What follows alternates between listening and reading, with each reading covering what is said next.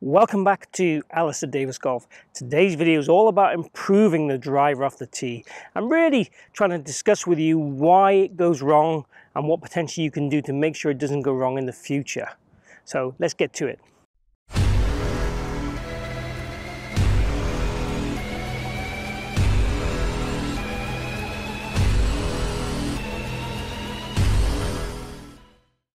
So today's video, as I said, is all about the driver, and we're going to work on really the common things I see people do wrong with the driver in order to make them misbehave, if you like.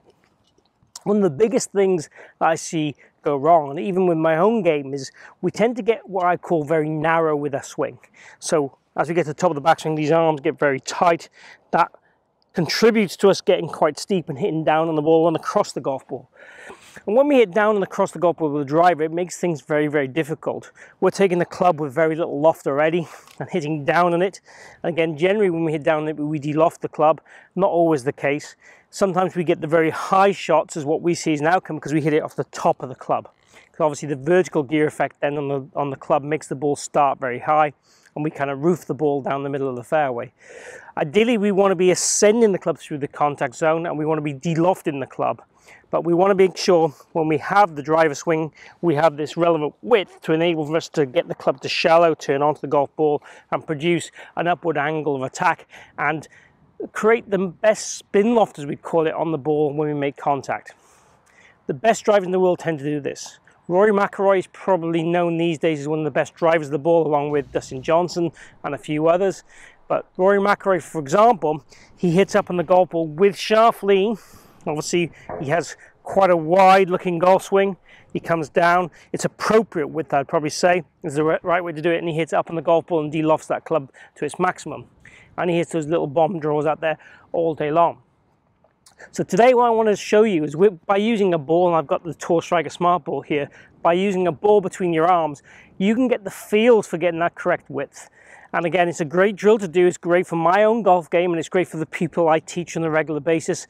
It helps them a lot. So what I'm simply looking for you to do is put this ball between your arms, take your grip, make a swing, feel like these arms stay kind of pressured together to create that width, and also create the same width on the way down and through.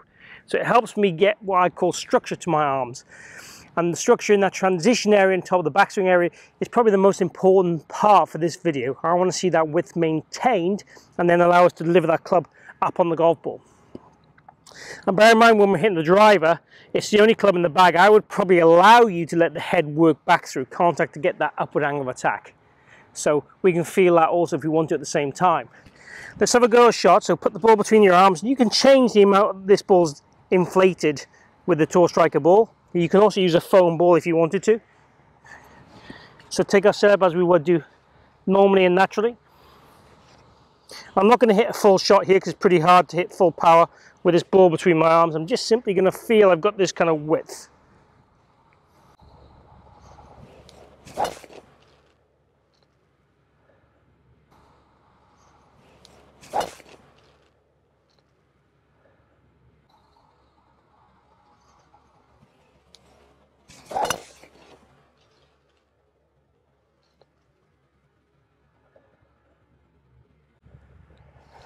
So a really stiff feeling golf swing for me, and you know, to be honest, what I'd like to do is hit a number of golf balls with this product between my arms, so that starts to feel more comfortable, and then go to a normal drive towards the end.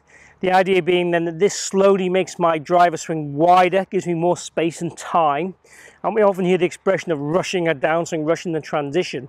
Again, using this kind of aid will allow you to feel that you are not doing that. You have the width. You know, one of the guidelines I look to see is the hands, you know, outside our feet at the top of the backswing.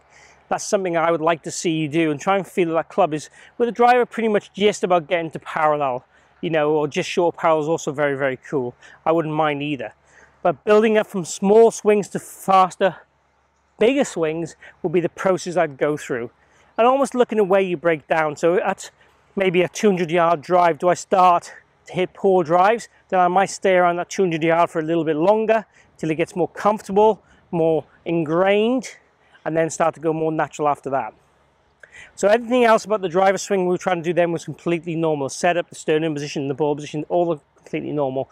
Just using the ball between our arms to create that width. If we haven't got a ball, just try and create that maximum width. Feel that right arm's a little bit straighter at the top of the backswing, and then feel you hit up on the golf ball as you go through the ball. And this will improve your driving for sure. Hope you've enjoyed this video on the driving and what goes wrong, or what we tend to see go wrong with players. If you have, please click like. It really helps my channel grow, and I really appreciate if you can do that. Also, chat down below. Tell me any questions or even requests for videos you have. I'll get back to you as soon as I can. Also, please subscribe. Join me on my journey. Hit my logo down the corner here.